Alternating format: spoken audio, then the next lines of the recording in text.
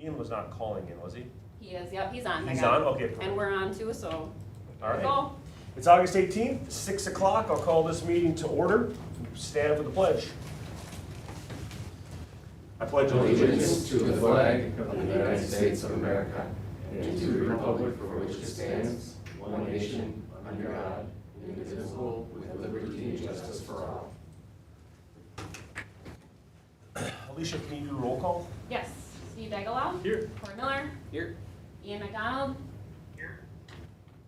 Oh, I'll have to fix that. Lori Blargen. Here. Bruce Blargen. Here. Danny Erickson. Here. Matt Fugall. Here. Give me 1 second to try to get Ian on the right speaker here. Sure. Wait, didn't that get unplugged last time, you guys? That was one of the issues, yes. Is that speaker on up there, the light? I don't think, I'm wondering if that happened again. Oh, well, this is on though. All right, well, hang on, Ian. Ian, can you hear us? I can hear you fine. That's He's fine. just, but he's gonna come out of here. If he has anything to say, you guys probably won't be able to hear him very well, and not on, Oh. so. Let's see here.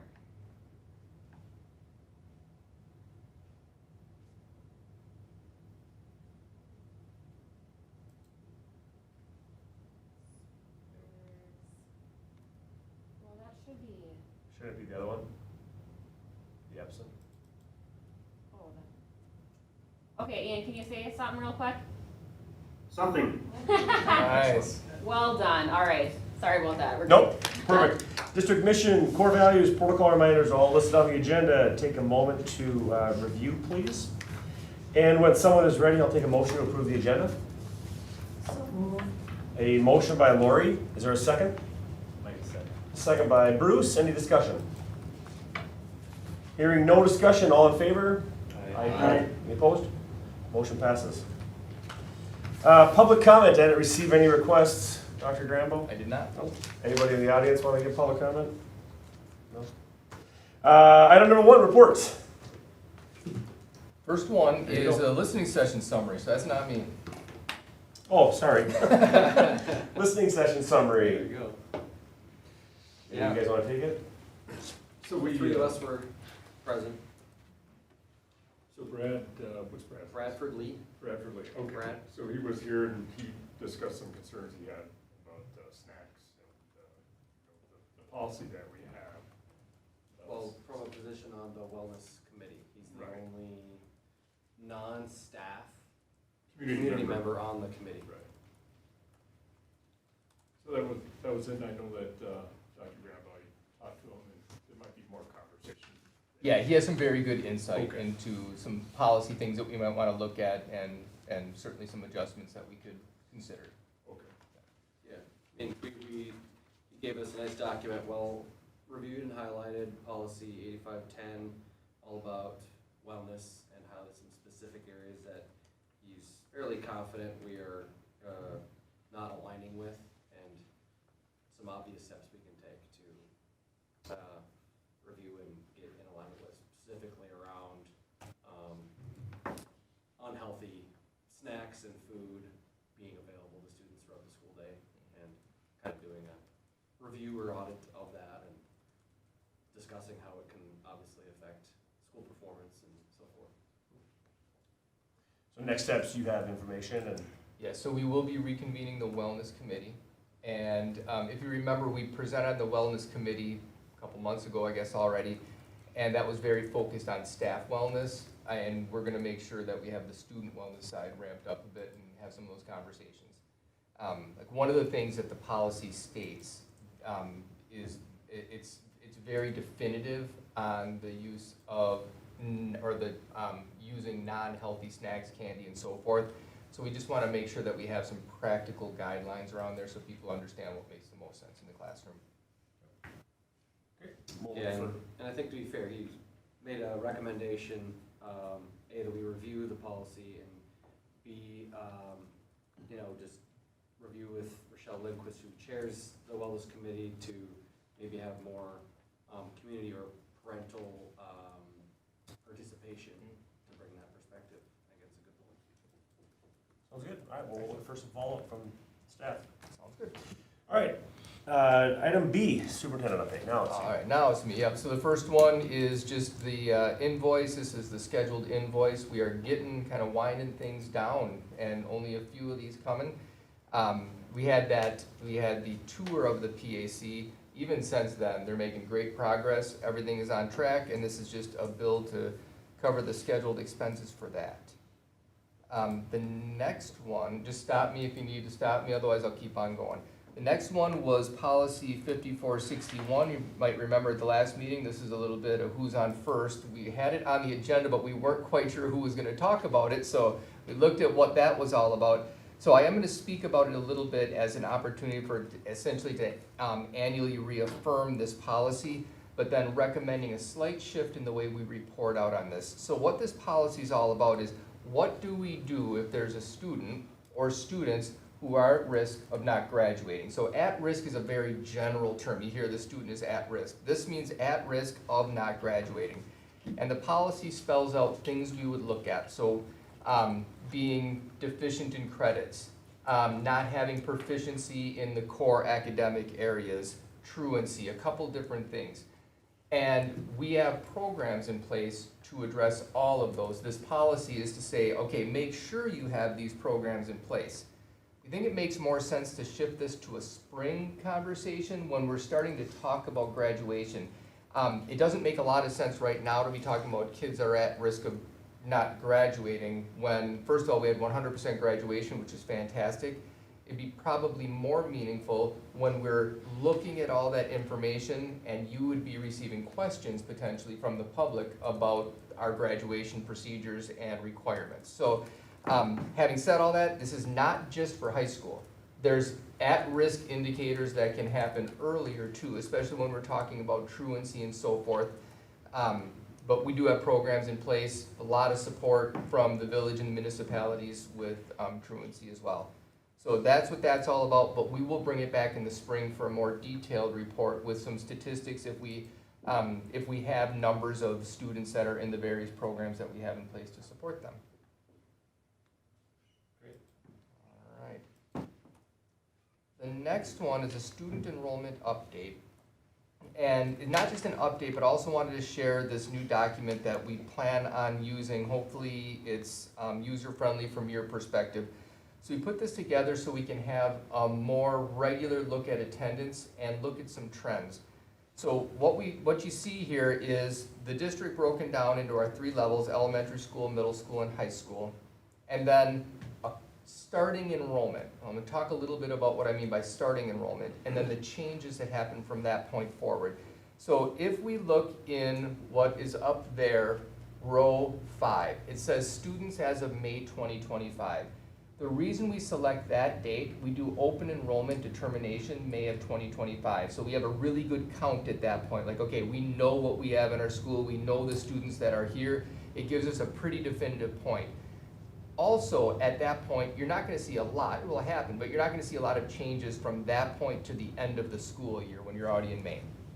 So that's our starting point. But those are the starting points of that group of students.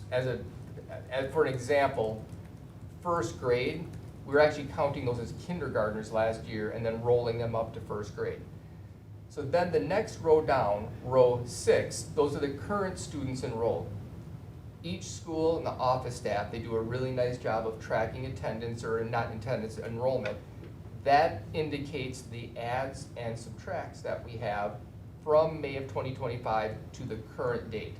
Now, I say current date, there's changes on this already from yesterday to today. These numbers change, especially at this time of the year. Enrollment's relatively volatile, especially in the lower grades when people are coming into school for the first time. But what we would do is track this. If we look at the red highlighted number, you see an 18 there for elementary, that's a sum total of the changes from that point where we started counting to, well, today, but really a couple days ago when this was last updated. One caveat with elementary is JK. We don't compare to last year's JK, and we don't compare to May because that number would have been very, very low at that point because not everyone is registered. Those numbers come in a little bit later. So what we did was we said as of, I think it was August 1st, when we first got together and looked at this, that's the date we're gonna measure JK. So we had 83 students registered as of August 3rd. We've added 2, or August 1st, we've added 2 since then. But every other one is as of May 2025. And then it totals down below, and then you can see graphically where we are. So elementary totals, middle school totals, and then high school totals. If you scroll, or you actually don't have to scroll, if you look at the bottom, there's tabs. First Friday, September, second Friday in January, April 1st. What that means at those points, we'll start counting again, because the first Friday, that's that official count that we use to track our enrollment. Second Friday, also used to track enrollment. Those will be points in time, so then we can always go back to a previous year and say, okay, where were we as of the first Friday last year? And then we'll just continue that process. My intention would be to bring this to you on a monthly basis so we can keep track of enrollment, but use this so it's visually easy to look at it and get a sense of where we are. We are certainly happy that we're seeing nice upticks. I will say I wouldn't put too much stock in that 19 at the elementary just yet, because a lot of changes happen. So hopefully we'll see those students stick with us, but there are still open enroll applications coming in and out. That will settle down. Certainly we'll have the best snapshot once the kids are here and we're actually counting not just enrollment but attendance. Any questions on this process or how to read it? Well, I love it. It's laid out well. It's a beautiful graphic. It's easy for us to understand and track what's going on, so thank you for doing that. And it's encouraging seeing the numbers right now. So, like you say, there's a ways to go here before school starts, but it looks good. Good. One thing I wanted to point out, row 13 says grade level, it says class size guidelines, and it just has JK, hashtag. There aren't numbers there. At some point in this year, I think it'll be important for us to engage in a conversation about class size guidelines. So we have what we would say, they're not caps, they're not mins and maxes, but guidelines that we can use for making decisions. So we can say, you know, in a say a middle school classroom, we'd expect about this many kids. Here's a low end, here's a high end. It will help us make decisions. So as an example, when those numbers climb up and we have to consider another teacher, to have some hard data to compare that to would be very helpful. That would be something that I would think we would take on a work session where we don't have a lot else to discuss, because I think we'd really want to engage in some robust conversations about that, because those numbers drive a lot. We know that the biggest driver of our budget is staffing, and one of the ways that staffing is impacted is class size. So we want to be very solid on that. We have a strong tradition of valuing low class size to have great experience in the classroom. That's fantastic, but we also have to be fiscally responsible. So finding that balance will be important for us. But there's no big rush on that. I think this would be one of those things very important, not necessarily all that urgent right now. Our open enrollment process that we go through, I believe in February, we have numbers on that chart by which we figure how many open enrollment spots we have. Yes. Wouldn't that be our maximum? Well, yes. But that is just the maximum, and it doesn't give us that range. That was actually, Matt and I were just discussing that. I'm assuming that that's how we came up with the building capacity numbers, but I just think it's worth the conversation to know. Because as an example, like if the numbers climb up in a certain grade level, I could have a principal who come to me and say, hey, I really think that we need to be considering adding a teacher. It'd be super helpful to have mins and not minimum maximums, or those guidelines that we can use to judge, okay, yes, this one makes sense, or we would need to get to this point. As an example, what happens is, well, let me point out actually something else in this document that might help answer that a little bit. If you look at row 8, there's the average class size. So that's just calculated by looking at the number of sections we have and the students there. So much of the max and mins are linked to that class size, that average class size. So if we have a situation where if we would add a class or add a section, a teacher, and that would bring the average class size well below the minimum, we should consider that with a similar level of concern as we would if that number's creeping up. So the class size guidelines are irrespective of the number of teachers we have. If we're only looking at the raw numbers, we can have not a complete sense of all the information we need to make that decision. But they work hand in hand, absolutely. I think what you just described is exactly where we'd start. Here are the numbers we've been using thus far. Let's make sure we're all on the same page that this is how we want to proceed. And looking at our average class sizes, I'm a little concerned about our average kindergarten class size. We are doing so much more with literacy at a younger and younger age. Kindergarten is an important beginning to that literacy process. So how are you feeling about 23 and a half? I completely agree with you. Out of all those numbers, that would be the most concerning, having 23 and 24 in a kindergarten classroom. The problem is what we talked before about the volatility of those numbers, because you can see our biggest add was in kindergarten. We need to make sure those kids are going to be here. So at this point, we're really looking student by student, verifying the calls are being made. We need to make sure that all the kids that are registered are here.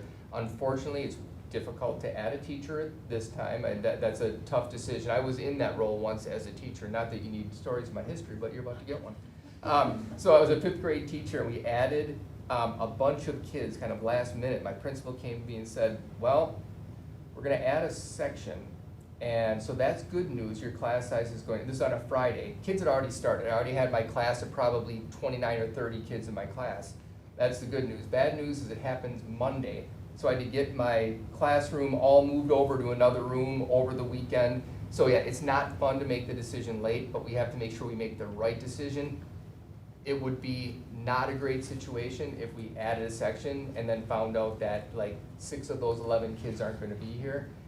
We can also look at other potential supports. If those numbers do hold, but they're not quite enough to add a section, we can look at other supports, whether that's through paraprofessional support in the classroom more regularly to make sure that it's not too much of a burden. But that is a concerning number. We have added a kindergarten section in October. Wow, yeah, that's late, yeah. Yeah, and that's really sort of emblematic of the concern. It's just difficult with kindergarten because those numbers, you have to make sure they're super solid before you lock in that decision. Thank you. Is there an average number of late removals, like in the first month or two? Do you have a preference, or is it just too volatile to even bother trying? So it's fun. So I'll share just an anecdote with that. Last week, everything I saw was in. I'm like, this is great. A lot of in coming in. Starting about Friday and into today, they were out. This is all I saw. So it's really hard to have any idea what that pattern would be. Yeah. Dr. Bramwell, I just had a question for you. I just heard, so I haven't verified this, but maybe you know, is Holton Elementary over there in Hudson District, is that closing? Well, I don't know specifically. I do know that the board was discussing it. I do know that they have not made a decision. At Okay. this point, no decision has been made. There's conversations that are happening at the board table at this point, but I don't believe any official decision has been made one way or the other. Yeah, and the only reason I brought it up is it's close enough to us that could potentially affect us. Yep. Yep, absolutely. Yeah, I just want to make a quick comment. I think the numbers down in that lower left are great. I think too often we get kind of honed in on line number 8 and the average class size. Having some guidelines will be really helpful for the next several years as we talk, is there ever an opportunity for a 4th building here? What are the needs? What does the actual operation look like? I mean, I think just putting some numbers to, what actually takes place and what are the needs in the buildings over just the simple class size. So I appreciate that, the work For that went future into it. planning, Yeah, and just historical data and, yeah. it's really good. We'll continue in that direction then, thank you. Next, we have just a welcome back update. We did this at last meeting, and I can't believe how much has changed in that time. So it's a big week right now. We welcome back all staff today. So there was so much staff already in and out over the past couple weeks. shout out to Sarah Eichten, who does an amazing job scheduling professional learning. There's a ton that staff members had available to them over the past couple of weeks, from the new teacher workshops to the PLC leaders, to we had EduClimber in the data system we have with some really great training. Teachers were fantastic, super engaged, just a lot, and definitely more than typical. So when I say that, I'm not just saying that what we had was really nice for here. This is more than typical. Our investment in professional learning is top notch. The schedule allows for a lot of really great professional learning, so that's been fantastic. But today, everyone was here, and tomorrow we have our welcome back. Board members certainly love to see you tomorrow morning for the breakfast and presentation. There's a lot of fun energy, and then in just a week, it's the big stuff. That's when the kids come, and that's when it really gets fun. So just thanks to everyone that's been working on making sure it's a great beginning of the year. Everything is shaping up really, really well, so it's exciting. Speaking of exciting, the next thing I have on there is an event that we're really looking forward to. So it's our first annual Somerset Spartan Heroes Day.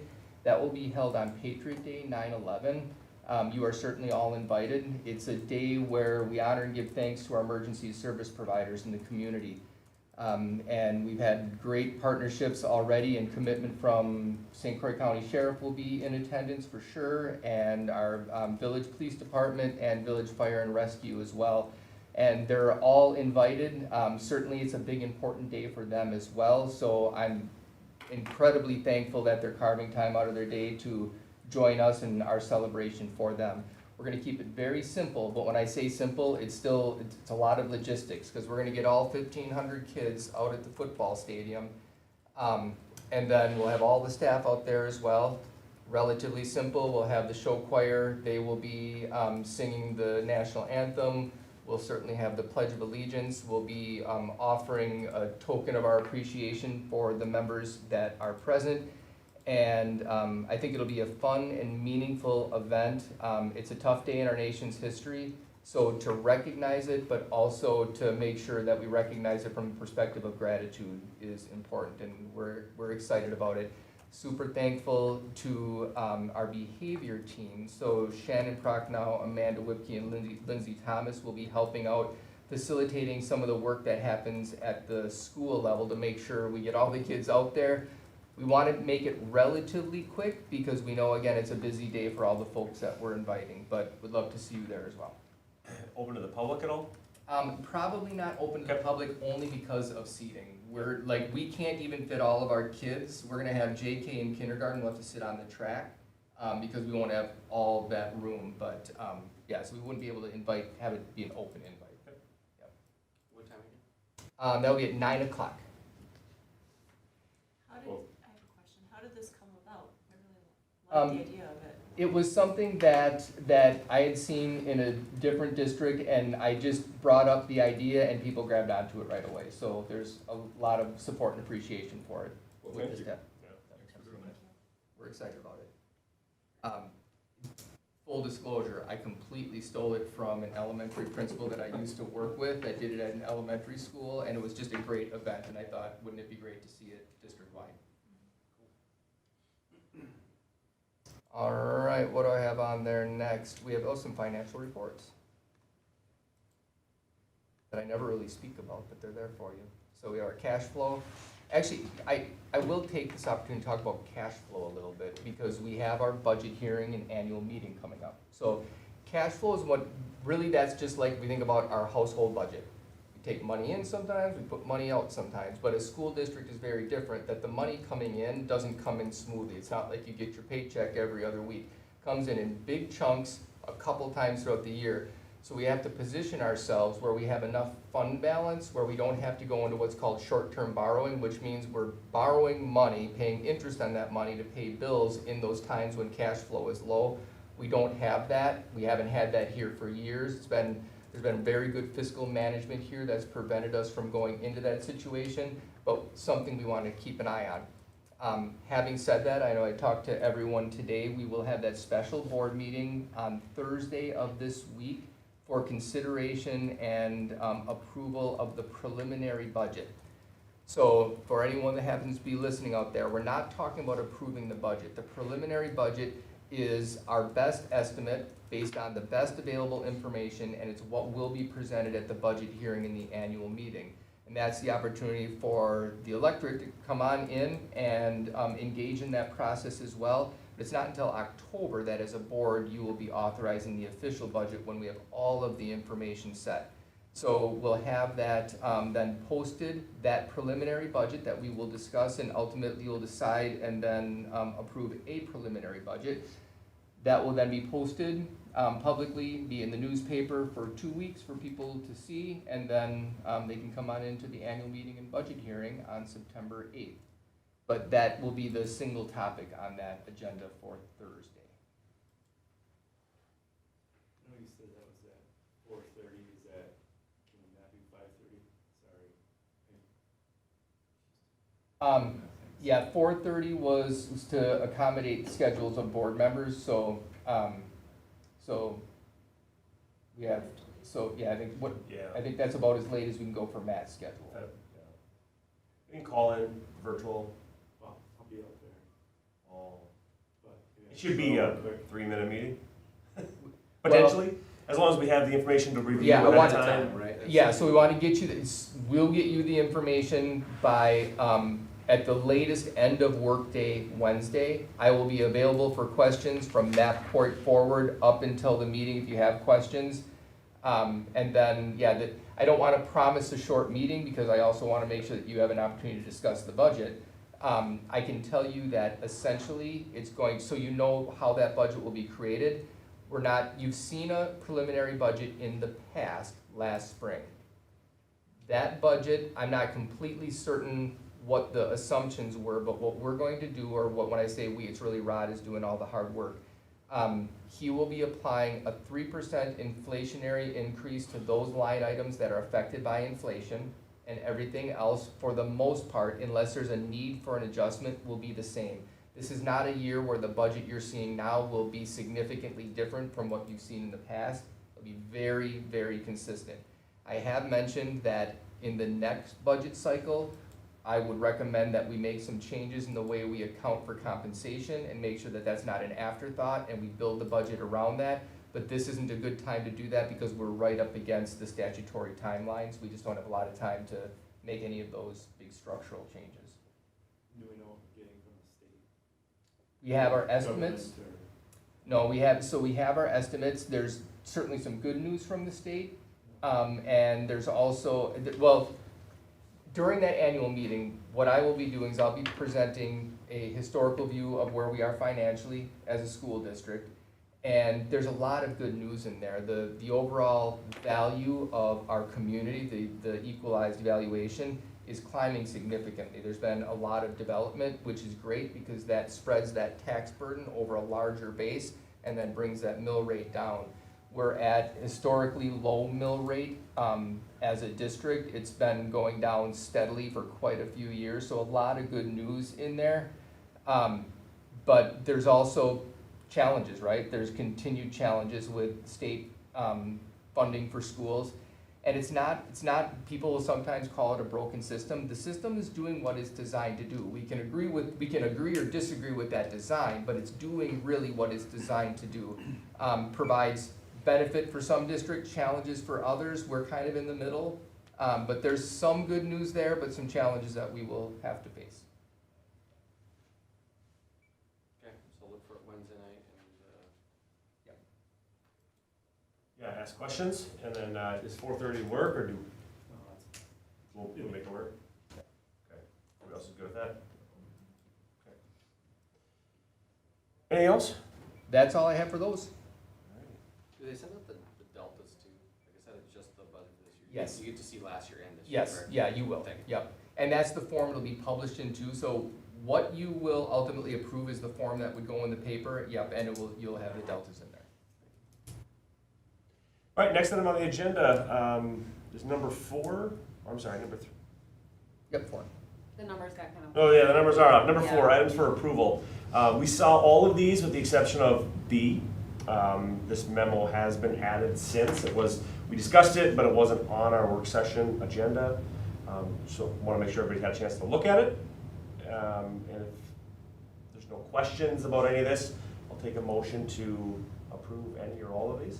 I would like to actually make a motion on the policy 0166 agenda, to adopt the policy as is, however, add that language back in about the ones around the table. So the motion would mean what was ever crossed out there in red, the ones around the table as being an opportunity to get something on the agenda. I think that should stay, so I'd like to make a motion to do that. Okay, so there's a motion on the agenda, on the item number 4D, to approve the policy 0166 as attached, but with adding the struck language, stricken language Yes. back into it. Correct. Is there a second? I'll second that. Okay, so there's a motion by Steve, a second by Corey. Any discussion? Well, the reason we took this out was on the advice of our district council, and I recommend that we follow that advice so that we are not in non-compliance with open meeting laws. Yeah, I know there's an argument for that, but as a board, we can discuss whether an item can be placed on the agenda during our session, and if it warrants future consideration, but substantive discussion can't take place. So, and that's generally what we do behind the scenes when we're emailing each other trying to get something on. So it's like we don't have a discussion, but we just present it. The nice thing about this is that you would actually have the public watching in the interest of transparency, bring up a matter that we'd like to get on the agenda, and if we get a second, have a discussion about whether we can get that on, and then take the opportunity to get something on the agenda in the open. We're transparent that way. Also, the other board members are plugged in at the time, so we know exactly what's coming at us. I don't see any harm in that as long as we don't have substantive discussion. I remember him saying you could have it as long as you were very, very careful. Right. There's Yeah, nothing that prohibits us well, from we've all doing watched- it. Yeah, and my general opinion why I second it too, and I appreciate you bringing it up that way, because we've been watching meetings for a long, long time, and as like many people that came into it many years ago, not really, zero involvement, and taking a while, and like, wow, what just happened? And it's hard for the average onlooker, for when they do participate, to have some idea of what the process is, and I just felt like it has a really good feeling of living the transparency that we want to, show the community by doing that, and I think the argument of like, ooh, it's so hard not to discuss it, I think we can quite easily manage it, and we can hold each other accountable, like, that's the line, let's stop it there, and just remind each other whether it should be, not the conclusion of it, but whether or not it's worth discussing, so. And Matt, you do a good job of keeping that. Yeah, I'll just say, I mean, if the board wants to do this, I'll be extra careful to ensure that we shut down any conversation. I think we all have to understand Robert's rules of order, and then kind of how that commenting goes. But I'm happy to help ensure it doesn't go anywhere, if I at all can. I think it's tough because you're gonna have somebody who wants something on the agenda. And then if you're gonna have somebody who explains why they don't want it now on the agenda, that's the discussion. That's when it's kind of, now a second person is saying, well, we should have it on the agenda. And now someone else is saying, well, this is why we shouldn't have it on the agenda, or I'd rather see this additional information. I don't know. I mean, I heard you guys talking about it last time, how we wanted to do this one. I personally think the emails worked out pretty well, because then you get your information, you kind of go through why, and then it's a discussion of, or not even a discussion, it's just someone says, yep, and then I think for the last year, we've been throwing everyone on the agenda that's been brought up that way, and I think this was brought up because of how easily it turns from, here's the explanation of why I want it on, and now somebody else is passionate about not putting it on, and you just, because if you don't want it on, you don't want it on, you don't wanna be, just let it go, and just sit here too and not say anything, and then the public's gonna say, well, why didn't you say you didn't want it? Well, because I can't have the discussion at the time. So I think that's where it kind of then also hinders people who would like to speak out against it, or, But I don't know. what you're saying is you're gonna have a discussion about why it shouldn't be on there. But right now, if we go to another board member, we're not even consulting with you necessarily. We're going, probably, you won't know about it, and I'm just giving a second. So I don't see why there's any difference in this, other than the fact that it's very transparent, the public knows what we're doing, the other board members know what's going on. It's open, it's gonna be on the agenda next time. I don't see the harm in it, as long as we don't have substantive discussion. I was just gonna say, if we do decide to keep it, I would like a better, new board member orientation to go over some of these things and just some of the pitfalls of what we all experienced in the last year or so, so I just being I would love to see a better program for that. I know Lori in the past used to sit down with people and just kind of go through things, and that sure would have been beneficial for me. So I would like to see something like that back again. Ian, do you have any comments? Yeah, I guess more to piggyback off of Bruce's comment. When you have people arguing one way or another for an agenda item, it's specific conversation about something, our business that's not on the agenda, that's where you run into trouble. The things we discussed about changing the policy while getting discussion for an item you want on the agenda, kind of kills two birds with one stone, if that makes any sense.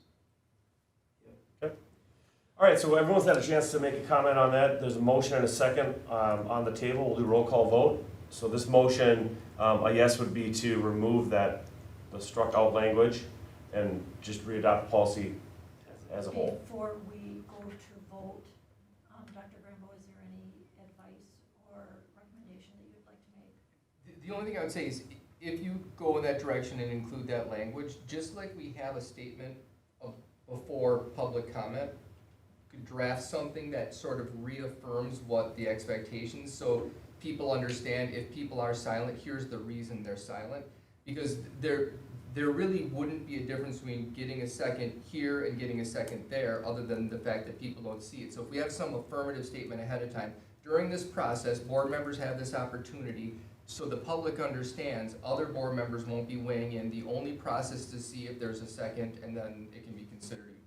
However that language has to be, but I just think to get that built into the agenda so people see that all the time and aren't confused by what that exchange would be.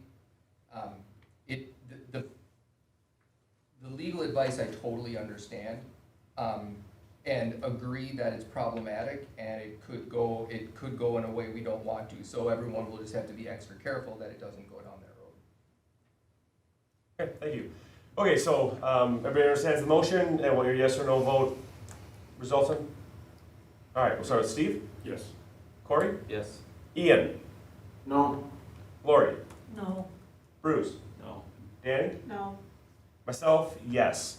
So motion will fail 4-3. So that policy, well, I guess we'll just go back. Is there a motion to approve any or all of these items? I'll make a motion to approve the special education paraprofessional recruitment and retention proposal, the elementary special education paraprofessional staffing request, the employee handbook update, policy 0166 agenda as it is attached to the agenda, and to readopt policy 5610.01, alternative expulsion hearing procedure. There's a motion by Lori to approve all of these items. Is there a second? second by Bruce. Discussion. I'll start the discussion. I'll just say in regards to 0166 Steve, I would be fully in favor of taking Dr. Granville's advice, maybe drafting something and putting that back on the agenda. I would be in complete favor of taking a look, along with maybe some discussion about Robert's Rules of Order and how that applies. Any other discussion on these items? Well, once a vote is taken, it has to be somebody on the majority side who brings an item back. Yes, you're right. And while I support the recruitment and retention proposal for special education paraprofessionals, I still have concerns about our current staff, and I look forward to hearing more about your ideas to address this. Absolutely. Thank you. Any other discussion? Does it matter if you split out D so we can vote on that separately and pass the other? Or Why get are a roll you? call vote on all of them? I understand the motion. I mean, I'll just, Yeah, the motion's already there and there's a second. So we would vote on that motion. Any further discussion? You all want a roll call vote, or would you like just a board vote? roll call. Roll call? Steve, I'll start with you. You're always across, that's all. No problem at all. I'm gonna say yes. Corey? I vote no. Ian? Yes. Lori? Yes. Bruce? Yes. Danny? Yes. Myself, yes. The motion passes 6-1. Item number 5, consent agenda. Is there a motion to approve any or all of these items as presented on the agenda? I'll make a motion to approve 5A, 5B, C, and D. Motion by Bruce, is there a second? I'll second. Second by Danny. Any discussion? All in favor? Oh, sorry, was there discussion? Well, I think Bruce said 5, and on the agenda it's labeled 4. It's on the online, it's 5. On Yeah. this one, Yeah, it's 4. it's- She got Oh, updated. okay, thank you. Any other discussion items? All right, all in favor? Aye. Any opposed? Motion passes. Item number 6, general information. September 8th is our work session. The work session will begin at 6 p.m. The annual meeting and budget hearing will begin at 7 p.m. In the event our work session is not complete by 7, we will go to recess, have the budget hearing and annual meeting at 7, and when that is complete, we'll pick back up with the work session, unless somebody would like to propose moving that work session to an earlier time. Before we started, I checked previous agendas, and for the past several years, we have started at 6. Just started the work session. Yeah. Okay, so it'll be work session at 6, annual meeting at 7, and we'll go from there. And then September 22nd will be our regular session, 6 p.m., a listening session 30 minutes prior to that. District celebrations. Bruce, can I start with you? Sure. Just excited for everybody back at school today. All the families and students will be back this week. It'll be a long day for teachers on Thursday, so look forward to seeing them for each of the schools I'm part of. Sports start this week as well, so good luck to all of them. And thanks for all the people that we just kind of hired here last minute on this one. I mean, that's a pretty big group even coming in today. It's a lot, and then again, all the donations we have, there's some pretty big numbers in there. Again, so thanks Rebar Stone for the latest one for those monuments over the field, so if you get a chance, come take a look. And then there will be a ceremony on August 29th for the first home game, kind of showing that whole memorial Hall of Fame coaches place out by our concession. So come up and take a look at that for that first home game. Great. Lori? Let's go the opposite way today. Nice. The parking area around the Performing Arts Center looks great. If you haven't had a chance to take a look, Again, welcome to all of our new staff, but welcome back to all of our returning staff. It's always so exciting to start a new school year. And as I was going through the bills today, I was looking at all of these vouchers for all the activities that happen in our Spartan Kid Care. Leslie Thomas does an incredible job. Some of the things that they've done in just the past month are a sustainable safari that visited our school, Art Start, where they did a Paris workshop, and they came to our school to do that with the kids. And they had a kids dance DJ show one of the days.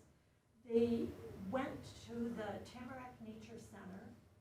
They went to the Eagles Nest Playground at the New Brighton Community Center.